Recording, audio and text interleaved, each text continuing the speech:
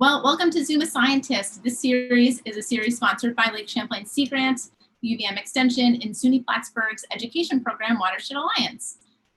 We started this series early in the spring and are continuing it through the end of June. And so we are hoping to share a little bit of information about what's happening here in the Lake Champlain Basin with you on a variety of topics. And so just so you know, we are streaming this to YouTube today. This is just another avenue for folks to connect that maybe can't use Zoom or are having problems with Zoom. And we'll be recording the session and it'll be posted on our YouTube channel later. So if you want to share it with students or friends or colleagues, it will be there for you to find. Now, let's dive into our session today. We have a very special speaker. So we have Jody Prescott with us. Jody is a lecturer at the University of Vermont with a kind of specializing in environmental law. So Jody graduated from UVM in 1983 and served in the U.S. Army as a military attorney until 2011, with 2 tours in Germany, 2 tours in Alaska, a tour in Norway, and a tour in Afghanistan. As a lecturer at UVM, he teaches environmental law, energy law, and climate change, as well as cybersecurity law and policy. In his day job, Jody is an attorney for the U.S. Homeland Security. So today his presentation will in no way reflect any views of any governmental agency, simply his own here as a lecturer at the University of Vermont.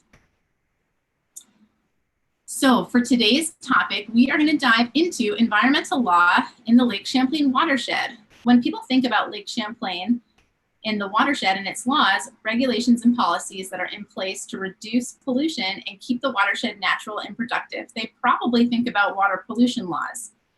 While that's true, federal and state water pollution laws are very important. However, there are many different kinds of environmental laws that complement water pollution laws. The presentation today will talk about the examples of these laws primarily from the federal level. So welcome, Jody. We'll give you a big virtual round of applause here. Thank you so much for joining us. And I'll let you kind of take over the screen share at this point. Very good. Thank you. Appreciate the introduction, Ashley. You're welcome.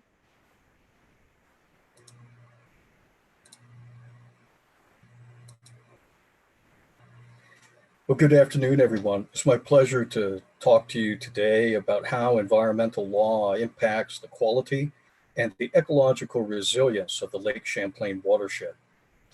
Even though I wasn't born in Vermont, I've always felt a personal connection, a family connection to the lake.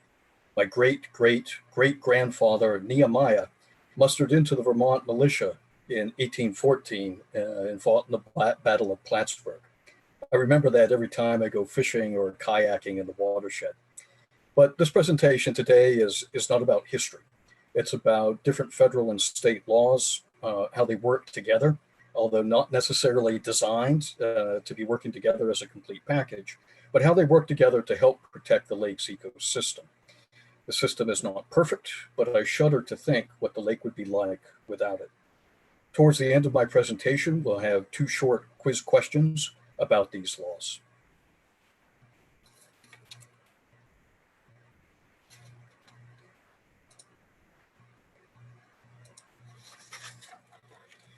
To work with environmental law, we first need to recognize that America is a constitutional federation.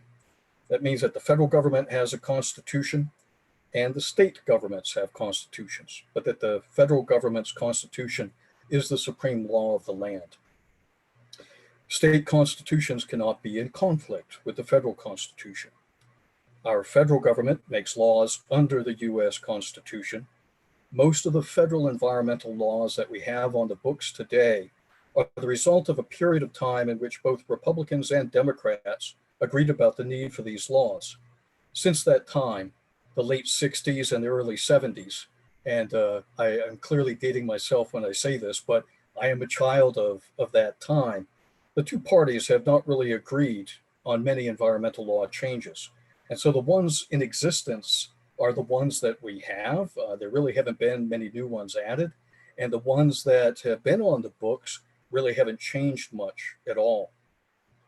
So what that means is that most of the fighting, the action about environmental matters, environmental protection, has not been in the area so much of the laws as it has been in the area of the regulations that the bureaucracy puts together to implement the laws. And primarily, of course, I'm talking about the U.S. Environmental Protection Agency, but there are many other federal agencies that have a significant impact on environmental law. These regulations are reviewed in courts when they are challenged under the Administrative Procedure Act. The Administrative Procedure Act, or the APA, requires that these laws be based on substantial evidence and not arbitrary or capricious. They just can't be made up. Capricious is a funny word. It comes from the Italian meaning hedgehog head. The idea was that if you saw something that was really strange, it would make your hair stick out on end like a hedgehog's quills because it was so surprising. Today, it means something different. It means something so odd that there's no real rational basis for it. Regulations are easier to change than laws are. Congress doesn't have to approve them. And different presidential administrations have very different policies, very different agendas. The role of the courts is to resolve the conflicts that result from the promulgation of the regulations and their implementation and their enforcement.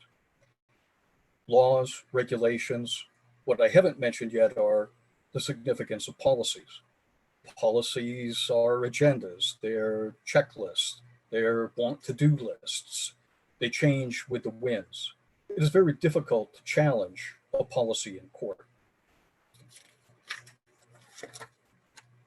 So probably the first most significant law we would want to talk about with regard to the lake is the Clean Water Act and its amendments. What we have on the books today largely became law in 1972. Congress ended up passing a federal statute simply because the states proved that they were not up to the job of managing it themselves. There needed to be a federal impetus to make this work in an effective and systemic way. Importantly, the Clean Water Act does not prohibit pollution. It regulates pollution. It does not prohibit pollution from occurring. It just sets the standards under which it can occur. The Clean Water Act is concerned with two things primarily. First, the content and the amount of the pollution that gets put into our water from so-called point sources. A point source is something like a pipe from a factory that drains into the lake. Or, for example, here, this clean water plant in South Burlington, something like this is a point source. If you don't have a permit approved by the federal or by the state Environmental Protection Agency equivalent, you are not authorized to discharge the pollutants into the water. Second, the Clean Water Act is concerned with the quality of the waters into which the pollution flows. Any permit that you get to pollute must take into account that to maintain the quality of the receiving water body, river, lake, or stream, the total pollution load can't be above a certain level. And that kind of information gets factored into the permit that individual polluters will get to be able to make these discharges. For the most part, the federal EPA sets the standards nationally for water quality, and the states have adopted and approved plans to meet and enforce these standards. Now, since 1972, we have made a significant amount of progress with the point source pollution. What is proving to be more challenging now, though, is the non-point source pollution. And that is, for example, pollution that is the runoff from our parking lots and driveways, or perhaps from certain agricultural activities that make their way into the lake. They don't necessarily come from a discrete conveyance, a particular pipe that you can point to. They may flow with storm water or with a storm overwash. We can see this problem in Lake Champlain, unfortunately, with the seasonal blooms that we've been getting of blue-green algae, particularly in the late summer. Well, although the Clean Water Act is probably the first federal environmental law you would think about with regard to quality of the water and the Lake Champlain watershed, the Clean Air Act is probably not far behind. The Clean Air Act also regulates pollution in the same way that the Clean Water Act does. That is, essentially, if you are a point source, you have to get a permit to pollute. It's a little bit different, of course, because the water is different than air, but the method of regulation in many cases is largely the same. The idea that you can't pollute unless you've got a permit, and the use of technology to reduce pollutants down to a level that would be acceptable to meet the national standards. As with water pollution, the Federal Environmental Protection Agency sets the national air quality standards and pollution standards, and the states have approved plans to be able to implement and enforce those standards. Our air directly impacts what's happening with our water. For example, by the time the Clean Air Act was amended in 1990 to help reduce sulfur dioxide emissions from point sources, particularly coal burning power plants in the Midwest, acid rain had caused a large number of ponds and lakes in the Adirondacks that are in the Lake Champlain watershed to lose many, sometimes all of their native fish. But over time, since those regulations that were promulgated after those amendments have come into effect, the water has sweetened. And so just recently, for example, we're finding native brook trout apparently popping back up in Lake Colden.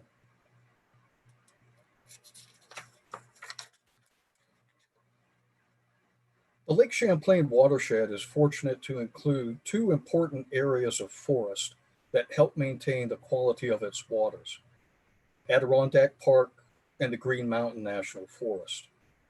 Of the two, the Adirondack Park is perhaps the most important because of its size and the way it is managed under New York state law, not necessarily federal law, but New York state law, in a way different that federal law would apply to the national forest in Vermont. And also because of the role that the Adirondacks play in terms of being a water supply for large urban areas in New York State. The Green Mountain National Forest, managed by the U.S. Forest Service, serves as a resource base to satisfy many different needs.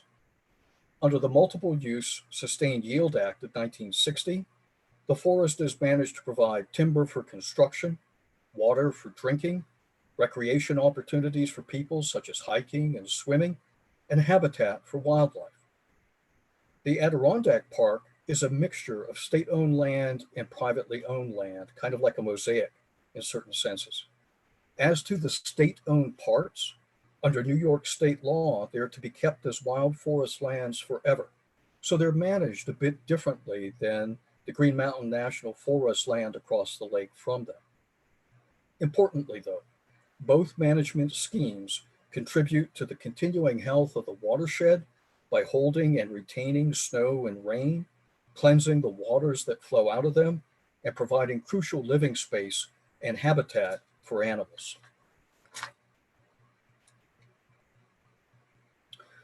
One significant federal environmental law you don't hear much about in the context of the Lake Champlain watershed, though, is the Wilderness Act of 1964. It actually was one of the very earliest federal environmental laws. But the reason you might not have heard of it, particularly on the Vermont side of the watershed, is that, well, frankly, there weren't many areas that really met the criteria for being designated as wilderness by the time that the law was passed. Now, as I mentioned in talking about the previous slide, the Adirondack Park under New York state law has large areas that are protected in a wild state forever. So they don't really necessarily need federal protection. On the other hand, though, when we look over onto the Vermont side, so much of the Lake Champlain watershed had already been converted to agricultural use or had been heavily logged by the time that the Wilderness Act was passed. However, there were certain small areas that retained, or perhaps in large part regained, most of their wilderness characteristics, all located in the Green Mountain National Forest. 8 areas are now protected under this law in Vermont. And some of them, such as Bristol Cliffs, are completely within the Lake Champlain watershed. Like their sister acreage over in the Adirondack Park to the west, these wilderness areas are really important for recreation and really important in helping regulate the flow of water within the watershed and providing habitat for many different species.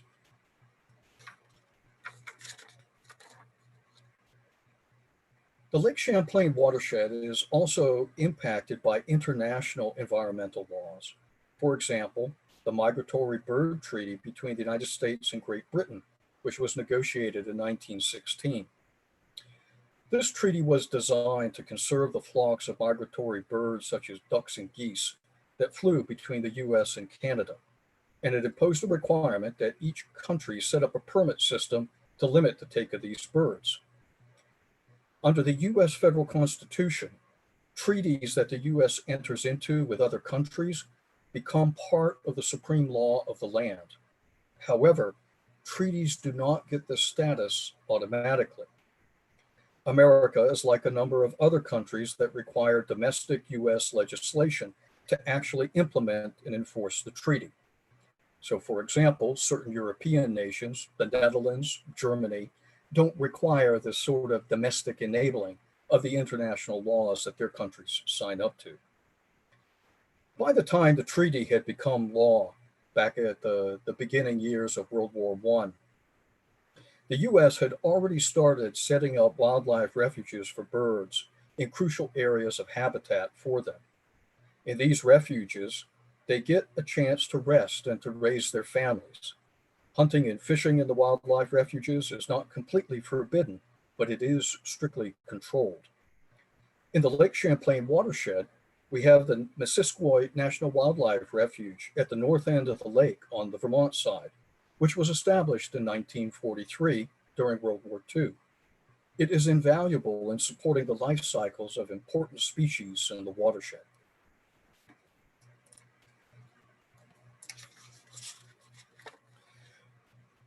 So, Ashley, I'll go ahead and turn it back to you and Nate. Here's our first quiz question for. Great. So the first question, Nate is going to be launching this poll in just a second here, but I'm going to go ahead and read through it. Which of the following laws implements an international treaty?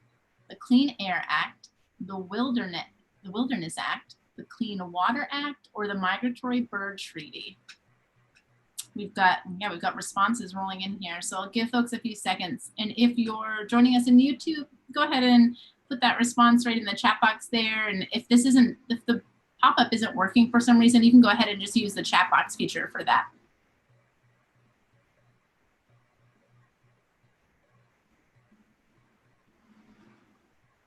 Awesome. So we will give a couple more seconds here for folks to get their responses in.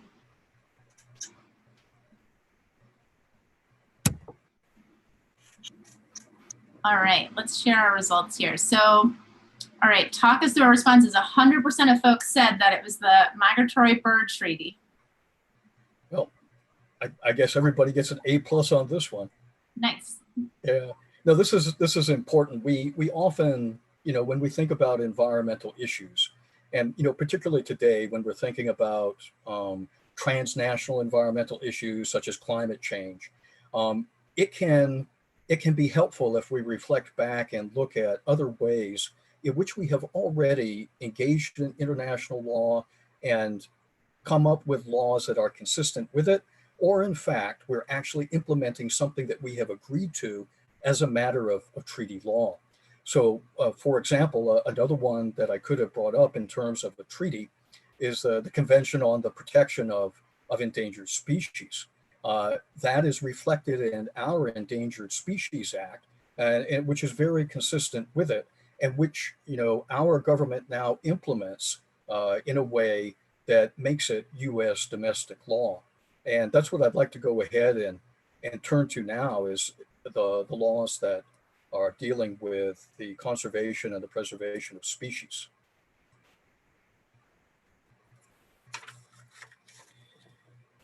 The Migratory Bird Treaty Act and the National Wildlife Refuge System conserve species that hunters can still routinely hunt. The Federal Endangered Species Act and the state laws that cover similar species, such as Title 10 of the Vermont statutes, Annotated Chapter 123, cover animals and plants that you cannot hunt, fish for, or gather. The Endangered Species Act protects plant and animal species that are either threatened by extinction, that is, are being reduced in numbers such that in the future they could go extinct, or they're endangered, which means that they're likely to go extinct in the near future if we don't take steps to protect them. The Endangered Species Act has two main purposes.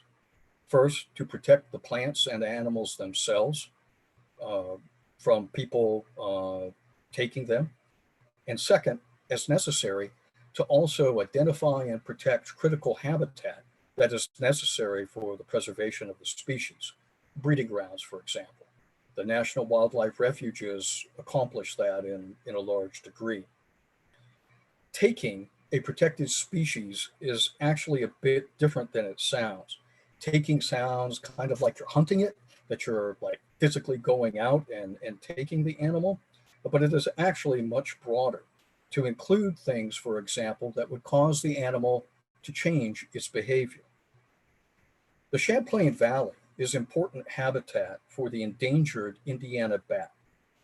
When you consider how many bugs an individual little bat will eat in the course of a night, you can appreciate the significance of the Indiana bat to the Lake Champlain watershed.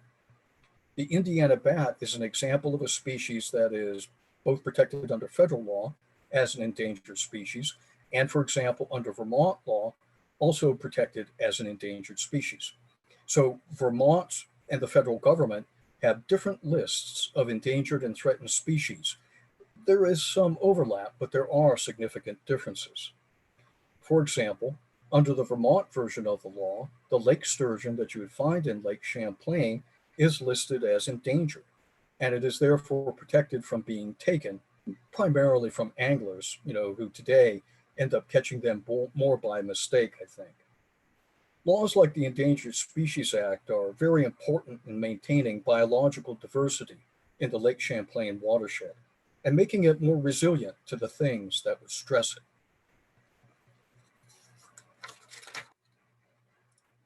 So this brings us to our second quiz question. Great. So you should see that popping up. Nate just launched it. And this question is, which of the following animals is an endangered species under both federal and state law? Llama, Indiana bat, whistle pig, or lake sturgeon?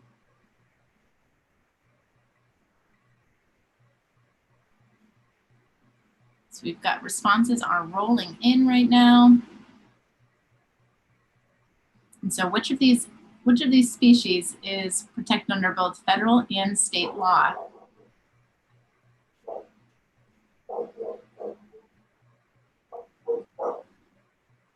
Okay, so it looks like some people feel Indiana bat. Some folks are thinking lake sturgeon. What's the answer, Jody? Yeah, so the correct answer would be the Indiana bat, and I apologize, I may not have been clear in my presentation in distinguishing between the Indiana bat that is currently on both lists as compared to the lake sturgeon, which at the moment is just on the Vermont list, but it's not on the federal list. But what is important though, and so for those of you who selected the lake sturgeon and got the technically wrong answer, thank you, because actually what has been happening for a number of years now is that there have been efforts to get the federal government to list the lake sturgeon as an endangered species, so that it's not just getting protection under state law, but that it would instead also get protection under federal law. The federal government, though, doesn't have to accept these requests for the listing of the species. And unfortunately, one of the things that we have found is that in terms of it being able to keep up with the work that it does. And so here, for example, I'm thinking of the federal agency that also administers the wildlife refuges, Fish and Wildlife Service.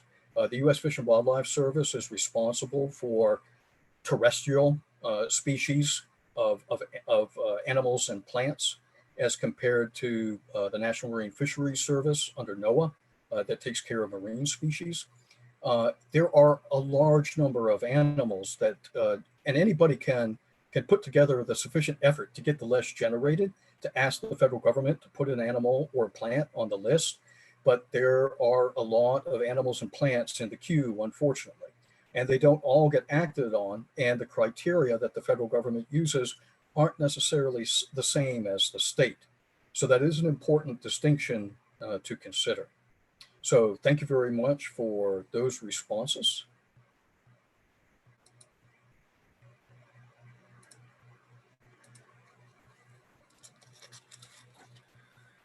So I want to thank you all again for the opportunity to talk to you today about environmental laws, both federal and state, and protection of the Lake Champlain watershed.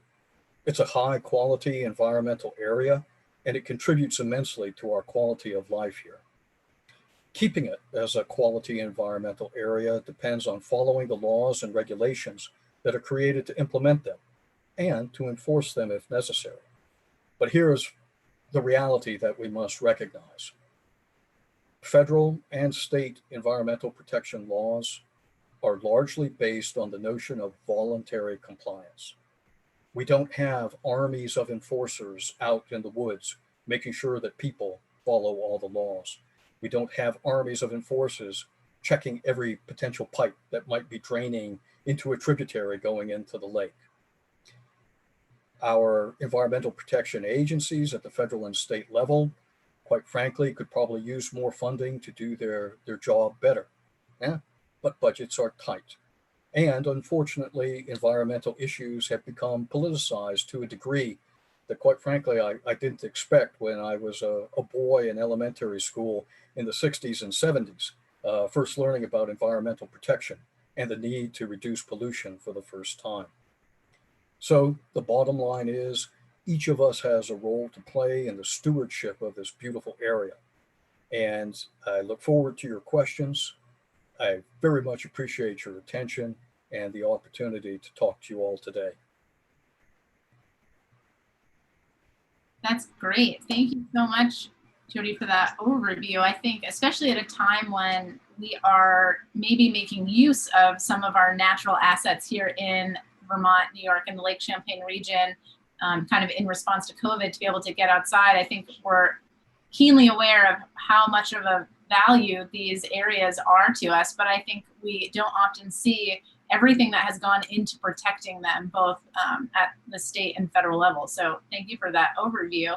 I'm gonna put a slide up here. We're gonna start asking for folks to ask any of their questions.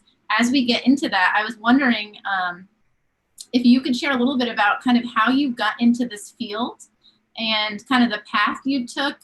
You know, as when I shared your kind of biography at the beginning, you have a very, you know, interesting past with a lot of different experiences. And so I was just wondering if you could share for folks that may be listening and are interested in, you know, environmental law or working, you know, doing some of the work that you do to kind of protect these areas at the policy level. Okay, since you asked, I'll do that. Ordinarily, I would not. So I recognized from a very early age that I know this is going to sound completely geeky, and I apologize for it. I recognized at a very early age, I think like third grade, that the job in life I was best suited for was being an attorney. But at the same time, I've always enjoyed science, particularly science dealing with animals. I was a zoology major when I was at UVM, and it may surprise you to learn, for example, that I almost didn't get to be a zoology major pre-law back in 1979, because that sort of thing simply wasn't allowed by advisors. Fortunately, I caught a couple of breaks. I ended up joining the Army. I went through the ROTC program at the University of Vermont. I got a 2-year scholarship. I sold my parents on the gig with the idea that the Army has environmental lawyers, so I'll be able to do the work that I want to do. And that was true, but what they don't tell you in the recruiting brochures is that it's the grizzled old bald guys that are doing the environmental law instead of the young pups who are coming in. So I never intentionally got to do environmental law while I was in the Army. It just happened as a matter of chance. So for example, one of my tours in Germany, I was the chief of international and operational claims in Mannheim, Germany. And this was at the time that we launched the essentially peacekeeping operation in Bosnia and Croatia. As a result of us deciding to move an entire armored division in to conduct a peacekeeping operation, we generated a lot of damage claims, including damage claims for the environment. And so I found myself having to negotiate with Croatian and Bosnian claimants about environmental damage claims and settling them. I also, when I was back in Germany, would work with different agencies at the German state level, the Länder at the German state level, because you can imagine after 40 years of U.S. soldiers sometimes pouring oil and solvents down the nearest drain as they changed out the periodic maintenance fluids on vehicles, we began to have problems with water pollution in the water table. Then I got introduced to it kind of like a trial by fire. The second time I was in Alaska, because this was and this was after 9/11. So Alaska had a very powerful congressional delegation. We decided to create brand new brigades of units in Alaska, of all places, and send them to Iraq. That's lovely, but there are only like 3 months during the entire year that you can build stuff in Alaska. And so putting together live fire ranges and new housing and all of that just became incredibly complicated.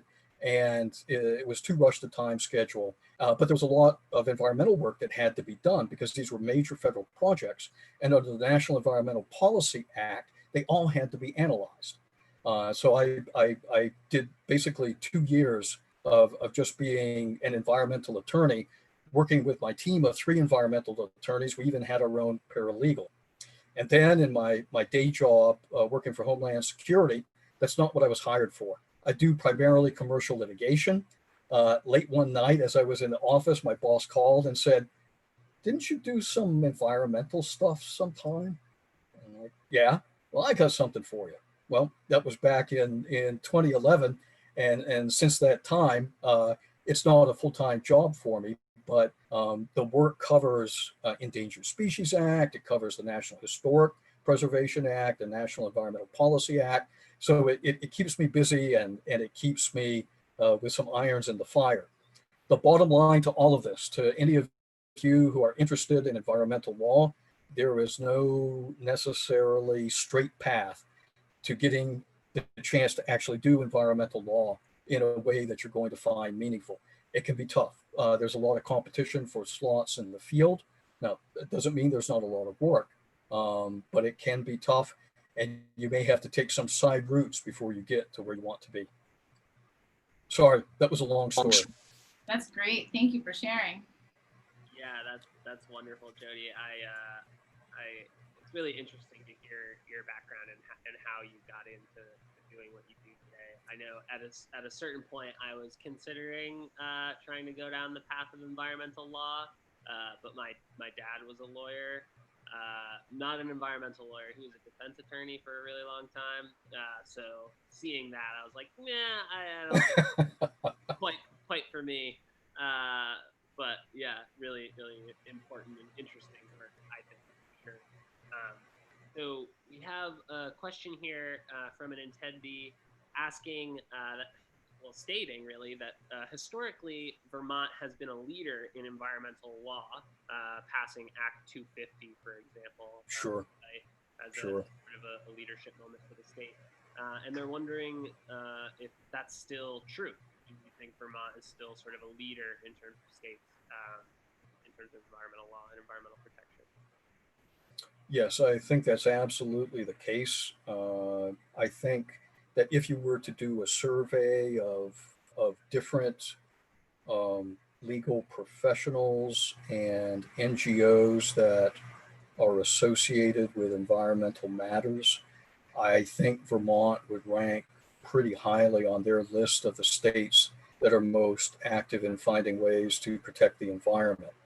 Now, that being said, one of the things we have to take into account as well is that over time, and Act 250 was trailblazing when it was passed. Other states have adopted similar measures.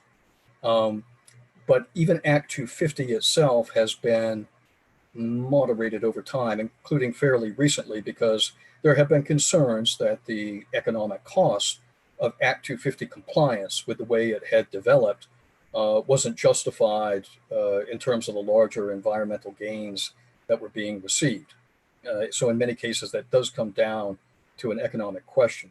But I think Vermont is still highly regarded as being a leader in many ways in terms of not just environmental laws, but laws that are forward-looking and perhaps conducive to even thinking about, for example, how we're going to manage climate change. Vermont very strong in the area of renewable energy, for example.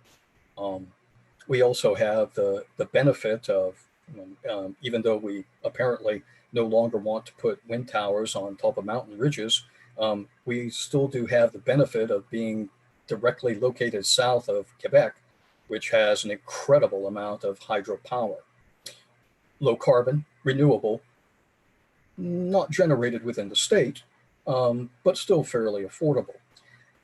Energy law, tax grants, tax incentives, all of these things factor into the overall environmental picture.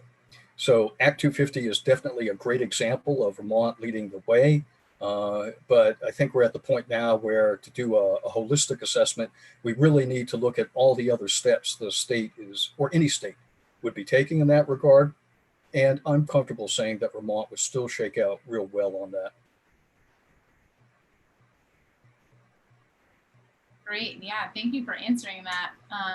We have another question coming in that's kind of related to that a little bit. It's speaking more to the political climate right now and asking if you foresee upcoming legislation and regulations that are going to favor the environment.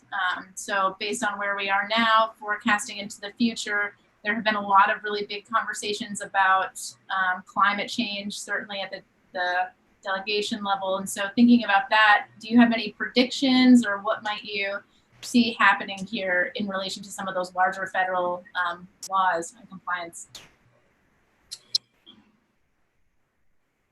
So my personal opinion is we are at a stage of unprecedented politicization of environmental issues. And it's not just a politicization in the old way of different policy wonks arguing against each other, but it's come down to identity politics in many senses. When that happens, it becomes very hard to disentangle emotion from rationality. I had great hope a number of years back. So, for example, one of the courses that I've taught over the time that I've been at UVM was environmental politics. And in my environmental politics class, I included a section on faith-based groups. And that was in large part because I believed that faith-based groups had been ignored in the larger environmental questions. And I didn't think they were getting enough attention in terms of the courses that we were offering. And so, speaking, and again, this is just me speaking personally, as a Christian myself, and looking at the mission of my species as being one of stewardship and love for both my family and fellow human beings throughout the world and generations that are yet to come.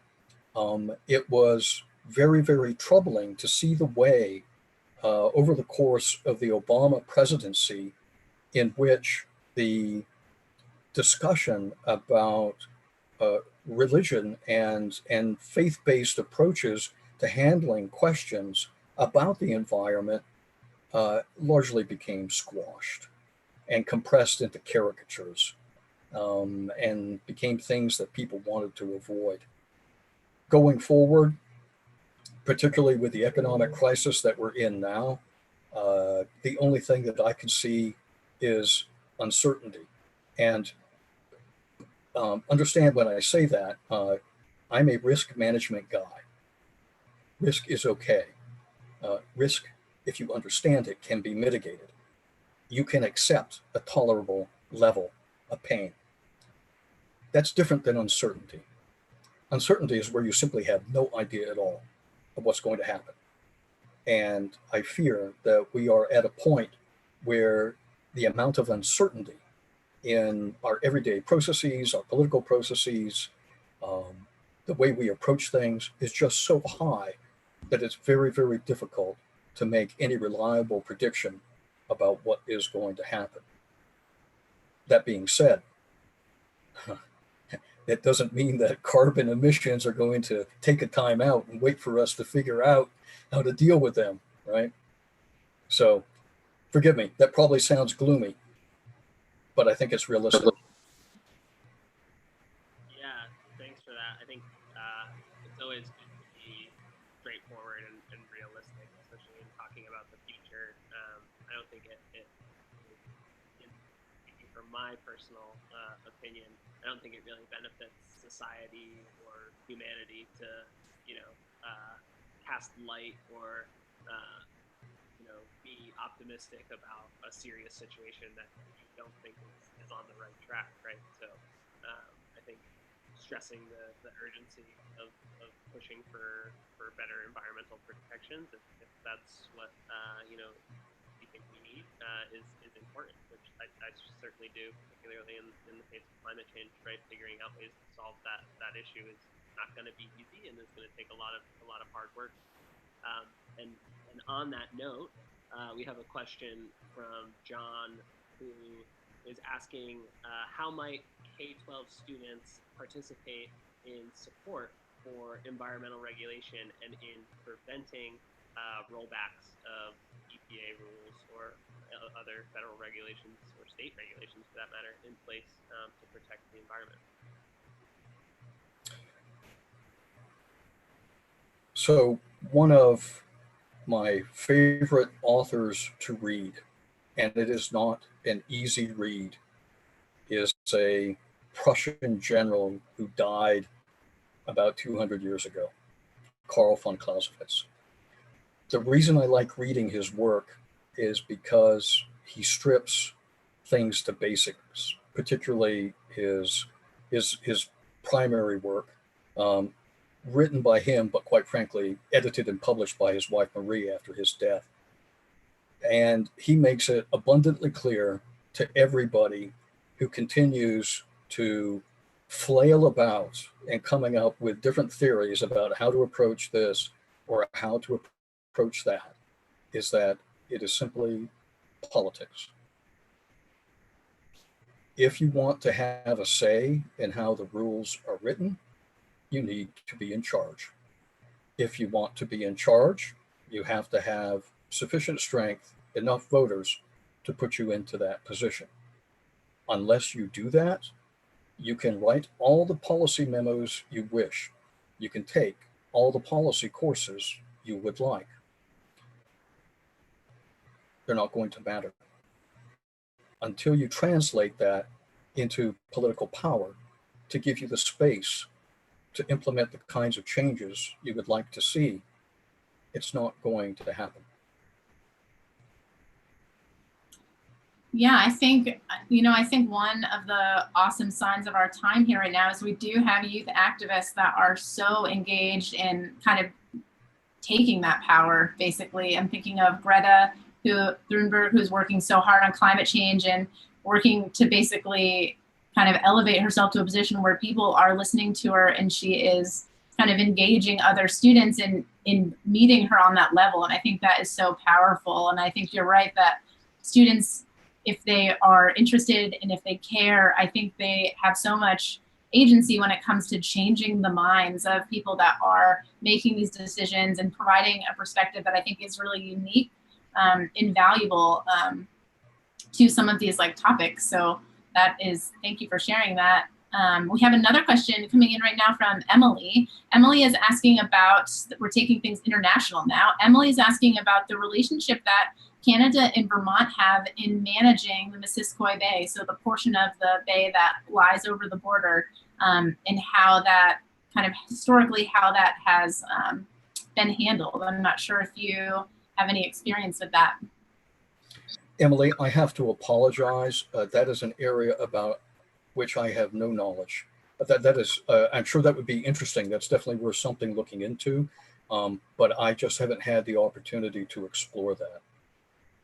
Yeah, that's A-okay, and thank you for sharing that. And Emily, I'll just say that one of our colleagues is on the International Joint Commission, and so she works with that group. And actually, oh, Eric Howe is with us, and let me, I'm actually going to elevate. Eric is the director of the Lake Champlain Basin Program, and he has an answer to that. He is saying that he'd love to share. So I'm actually going to promote Eric right now to join us, and we'll just have Eric chime in and share that. So let's see, Eric. Yes, can you hear me? Yeah, we can. All right, thanks. So thanks, Jody. That was a great presentation. And I just saw that question about Missisquoi Bay and the work with Quebec and Canada, and that's something that the International Joint Commission does, as Ashley just mentioned, but the Lake Champlain Basin Program also works closely with those groups. And yes, they do work. They have worked very well over the past 20, 30 years together. And there is actually an agreement, a formal agreement between the province of Quebec and the state of Vermont, in which they actually outline how they will work together to accomplish, in particular, phosphorus management goals for Missisquoi Bay, to try and continue addressing the algae blooms that affect Missisquoi Bay every summer.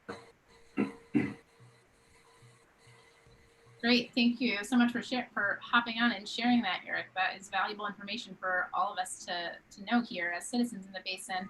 And sure.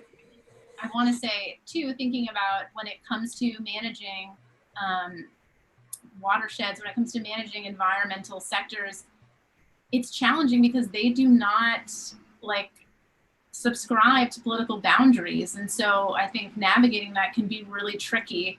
And I think that's one place where as citizens, being involved and being aware of what's happening can be really helpful because you have to have a lot of folks kind of invested in those stewardship efforts if they are happening in different areas or different regions that are maybe separated by political boundaries. All right, so I'm going to give folks a few minutes here. If they have any last minute questions that they want to pop into the chat box, that would be an awesome time. And then while we're doing that, I'm actually going to have Nate launch our feedback poll for today's session. So if you could take a couple seconds to go ahead and fill out that poll, that would be incredibly helpful for us as we think about what we will be tweaking for future sessions. And then while you are all kind of filling that out, I'll give you another minute to do that. We really appreciate your feedback.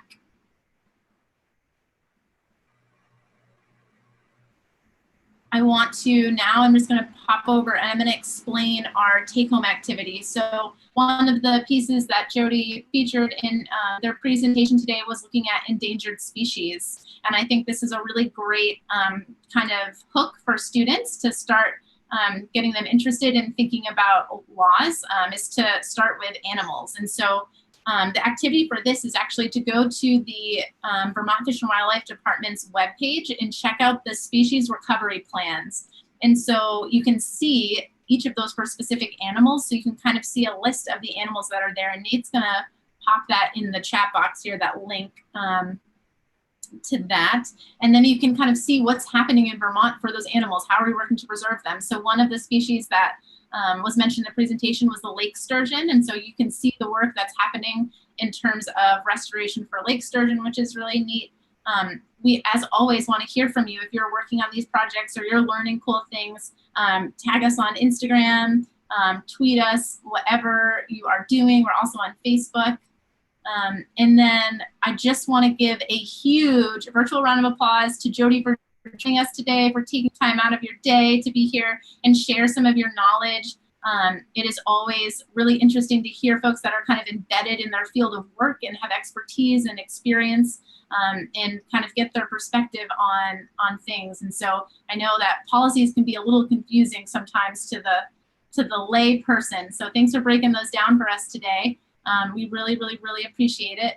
And then I also want to invite you all to our next session. So we are super excited to be partnering again with the Lake Champlain Basin Program. You actually just heard from Eric, the director there. And we are going to be doing a program on aquatic invasive species in Lake Champlain with our AIS specialist, Meg Moodley. And so she is going to be chatting on June 2nd, basically, about the differences between different types of aquatic invasives, non-native, and native and nuisance species. So all kind of a bunch of buzzwords there. What do those all mean? What organisms fall in which category?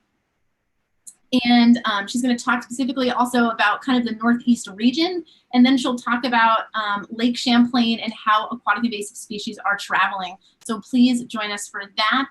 We love learning with you, and we are here every Tuesday and Friday from now until the end of June. So thank you all so much. It looks like there's nothing else in the chat box or in the Q&A box here. So we will leave you all right at 1 o'clock. So have a great rest of your day, and we'll see you next week. And thanks again to Jody. Thank you, Ashley. Thank you, Nate. All right. Goodbye, everyone.